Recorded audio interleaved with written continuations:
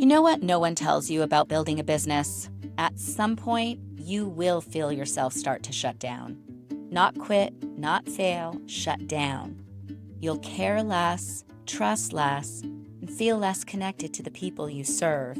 And you'll tell yourself it's professionalism, but underneath, it's protection. And if you don't catch that shift, it quietly changes how you lead. So today we're talking about that moment, the moment founders stop leading from love and what it costs when they do.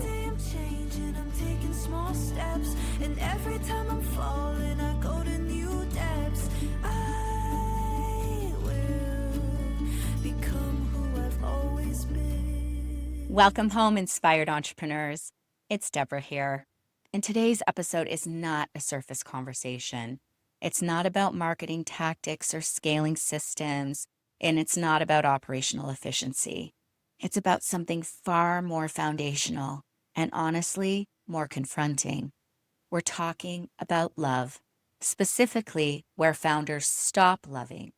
Because here's what I've seen after coaching hundreds of entrepreneurs. Businesses don't break because strategy fails first. They break because the founder's heart closes first. And today we're going to unpack that through three lenses: science, soul, and strategy.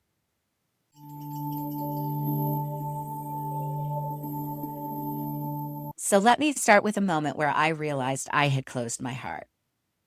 I had a client I've worked with for several years. We had a deep trust, very strong partnership, real results, and we built a lot together, and it was time to renew. On paper, it made complete sense. They had big initiatives coming up. They had clear objectives. There was work we'd already started mapping. So strategically, it was obvious. There was no logical reason they wouldn't continue. But emotionally, something felt different to me. It wasn't dramatic. There was just something off. Emails were shorter. There was less warmth, less of that natural back and forth we usually had. And if you do close client work like I do, you know this feeling. You can sense a shift before anything is said. I noticed something happening in me.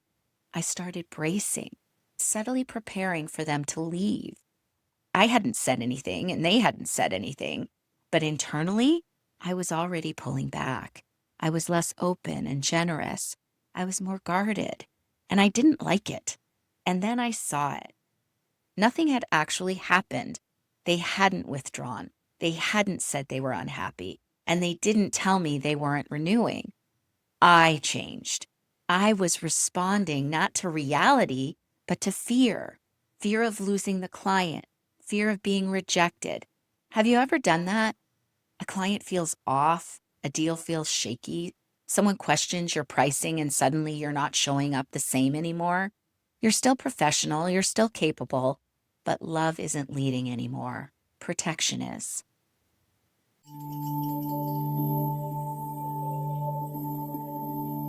This isn't philosophical, it's physiological. When founders start pulling back, when we feel uncertain, when we sense distance, when revenue feels exposed, our reaction isn't just emotional, it's neurological. When your brain interprets disconnect as threat, the amygdala kicks on and your system shifts into protection. The moment that happens, your leadership changes. You listen less and you assume more. You take things personal. You defend. You start preparing for loss instead of leading towards possibility. Your nervous system shifts from connection to protection. So here's what most founders don't realize. That shift is detectable, even if you never said a word, because humans are wired for co-regulation. We don't just hear each other, we actually feel each other. So when you walk into a client conversation braced or guarded, resentful or afraid, you're not hiding it, you're broadcasting it. And when you walk in grounded, open, committed to being of service, you broadcast that too. So leadership is not just strategic, it's biological, it's neurological, and yes, it's energetic. Every room you walk into, every call you enter, you are sending a signal: protection or partnership, fear or love. And the signal you send shapes the results you get. That's not sentiment, that's reality. When you really let that land, it changes the question entirely. Because now this isn't just a mindset conversation, it's a leadership conversation. So I got curious. How do everyday entrepreneurs relate to this? Do they think love belongs in business? Do they see it as a strength or a weakness? So, for the first time on The Inspired Entrepreneur, I went out of the studio and I asked entrepreneurs a simple question. Does love have a place in business? And if it does, how do you express it? Let's give it a listen. I am here with Portia Mystique Steele. I own Mystique Rose Publishing Services. Very good. Now, do you think that love belongs in business? I do. I think there's a love for what you do, for your clients, for the work that you produce. If we're talking about romance in business, I don't know nothing about that, okay? I got a man who's not in my business. I love that you went there so much. She knows herself. I'm my husband to death, but no. How do you show love in your business? Well, I am very deeply obsessed with the work that I do. So there's that love that I have for books and for that feeling that authors get when their books are finally birthed for the first time. There's a look in their eyes that I absolutely love. But then I love all of my clients as well. I show them a lot of love. I'll go above and beyond and spoil my authors or show up at their baby showers because I have a special love for them. Hey there, this is Christina, Signorama Mama. I am a sign company as well as fully promoted promotional products. We're talking about love. Does it have a place in business? I would say yes. We are a family-owned company, so I would say love is constantly filled in the passion that we have as business owners, how we treat our customers, and also just the synergy between my husband and I. Okay, so you have another level of love because you're with your partner. How does it get expressed then? We both have strengths in our business, and when we show up for each other in the workplace, in the strength of our roles, me in business sales, connecting him in operations, we're able to spark that synergy together. Hello, my name is Hari Sharma. I'm from Jen Curry and Grill in Temecula. Which it's delicious. Hari, does love have a place in the workplace? Absolutely. That's the most important and vital thing. We try to practice kindness and love in our workplace. Being kind and loving people. You told me something about how the food is prepared. I believe there's a special ingredient. We say it's cooked with love, where every bite tells a story. And when people are eating food, you can sense the love in the food. And those people will cook with love only if they're loved by the owner, by the management. When you come and dine in our restaurants, you can feel that vibe from our people. Practice love because I feel loved by God, and then I want to show that love to people as well. I'm Erin Eichhoff. I am the owner of the Jab Lab Aesthetics and Wellness. Does love have a place in business? Absolutely. We love our clients. My business partner is my best friend. We're a family-owned business. The kids are always in the office. Moms and dads bring their children to our office. So I think that's all about love. Hi, my name is Eileen Caulfield. I'm the business owner of The Task Berry. I do personal assistance and house management services on an as-needed basis. Do you bring love into your work and your business? Definitely. I love working for the people that I do. I love filling their buckets and making them feel cared for and nurtured. Okay, very good. What's the hardest conversation you ever had to have with someone that came from love? Letting go of trinkets and things in their home that were no longer serving them, letting go of past relationships that they were trying to hold on to by buying more things, and let them know that that's not going to make them happy and that's actually hurting them. Paul Rangel, Sofa Spectrum Furniture, your furniture guy. You own a business with your wife, do you not? We do. We've been in business for going on over 10 years now. Does love have a place in business? Absolutely. It's called service. When you welcome your clients through your doors, whether it's via phone call, whether it's a brick and mortar, whether it's online, whatever it is that you're using, even AI, make sure that you insert love, which will equal service. Service will translate into sales, and sales will keep you in business. You're with your love every day in your business. How is that, really? It's incredible because I'm very fortunate to have a store that's open 11 to 5. So from 8 to about 9:30, my wife and I have a beautiful cup of coffee. We pray together, we do devotionals, we share together what's going on for the day, and we prepare ourselves. So that is one of the most beautiful things that I can treasure until the day I die, is that time with my wife. Wow, that sounds like an amazing grounding call, like for your relationship, to have that routine where you focus together, you focus on what matters, and then you go and slay the day. It's priceless.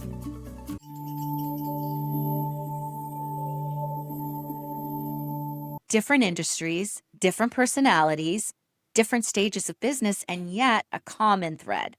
Not one person said no, not one. Every founder said yes in their own way. Some called it care, some called it respect, some called it the commitment to service. They might have used different words, but it was the same thing. And here's the uncomfortable part. It's easy to say love belongs in business, but it's much harder to practice it when your ego feels exposed, when a client pulls back, when your money feels tight, when you're not sure you're being chosen. That's the moment that matters. So when we return, we're going to talk about that.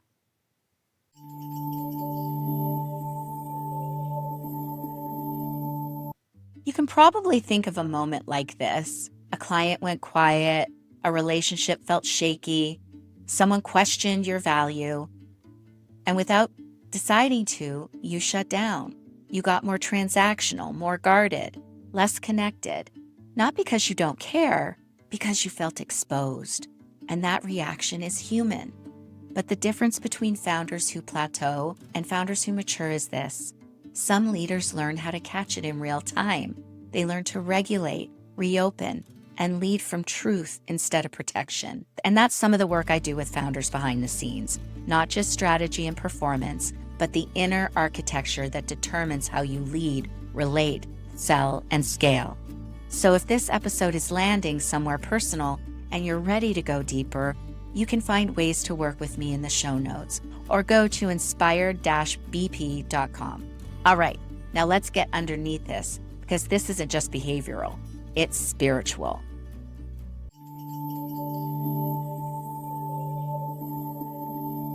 Here's what I believe about entrepreneurship.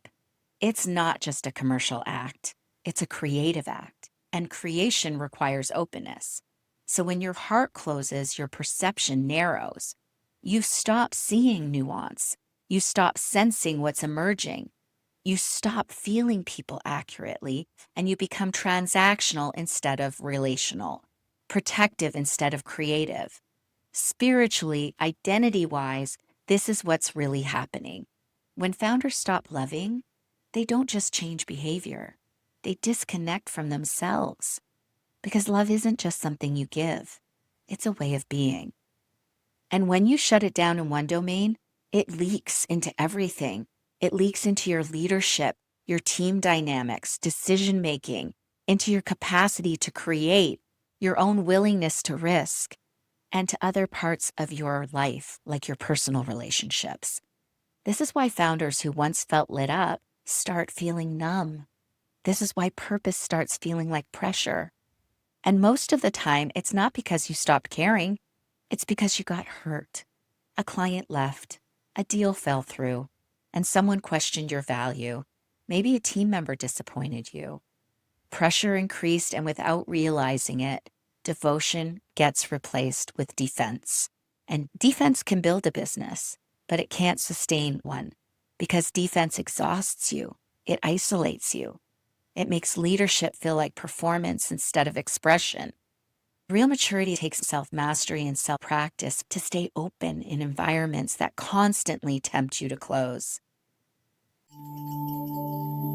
Let's make this practical, because love in business is not abstract, it's behavioral. Here's what it looks like when love is leading. Love listens longer before drawing conclusions. It checks assumptions instead of acting on them. Love tells the truth earlier. Love evolves the engagement as the client evolves. Love doesn't cling to outdated models just to feel safe. Love is generous with belief and clean with boundaries.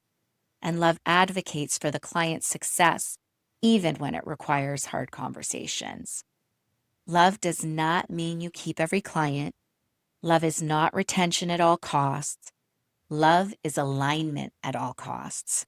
Sometimes the most loving thing you can do is redesign the work, maybe upgrade the partnership, or complete it cleanly. Love isn't soft, it's leadership.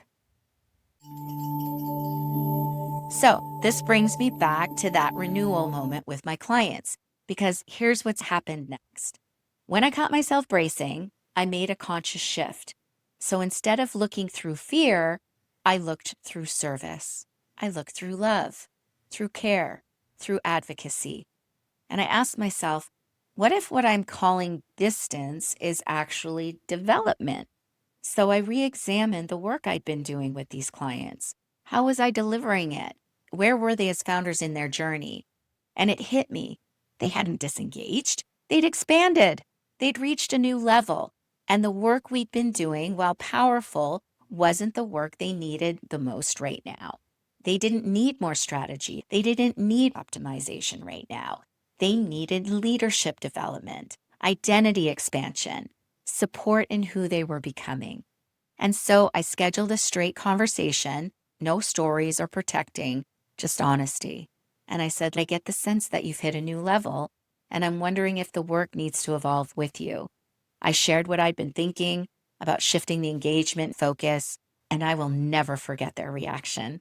Their eyes went wide and they looked at each other, and then they looked back at me and they said, we were actually talking about that just before we got on this call. They had felt like they'd hit a wall leadership-wise, and they just didn't know how to name it. So I proposed a different kind of engagement, deeper leadership work, and they were all in. I remember thinking after that call, this is what love looks like in business. It's not overgiving. It's not people-pleasing. It's caring enough to see clearly. It's caring enough to evolve the work, caring enough to tell the truth. Love didn't make me softer. It made me more useful.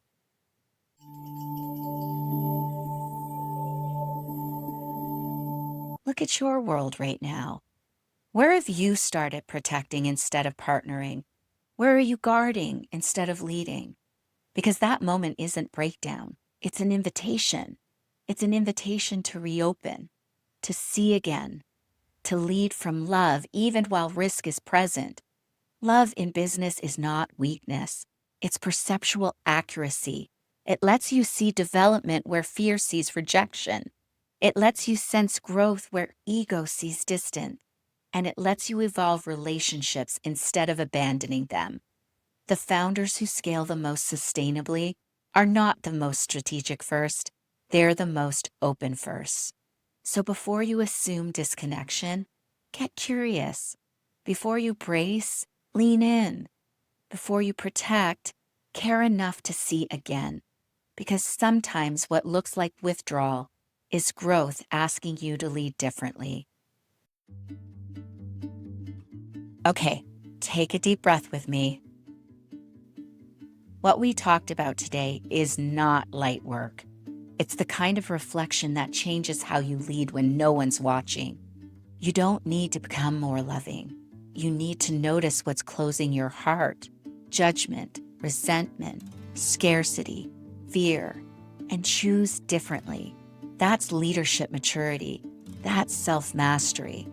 If this conversation resonated, share it with a founder who's building something meaningful, someone carrying responsibility quietly, because expanding this conversation expands what's possible in business.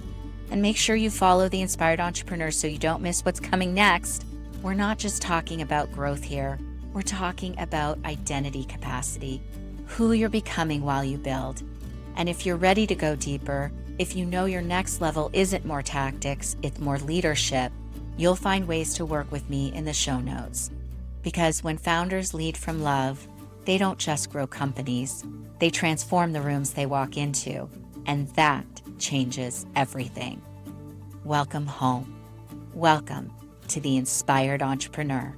Every day I'm changing, I'm taking small steps, and every time I'm falling, I go to new depths.